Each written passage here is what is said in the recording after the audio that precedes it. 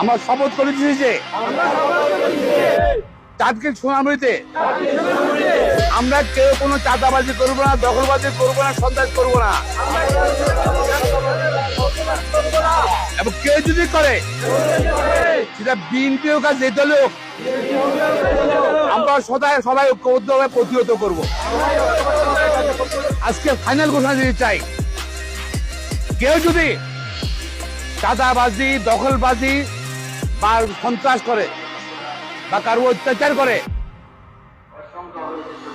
তারই কিন্তু বিএনপিতে আমরা রাখবো না।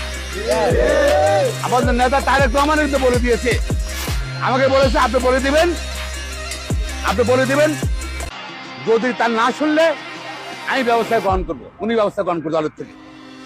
সুতরাং এটা একদম ফাইনাল কথা। কেউ যদি করে থাকেন কিছু, সাবধান হয়ে যান।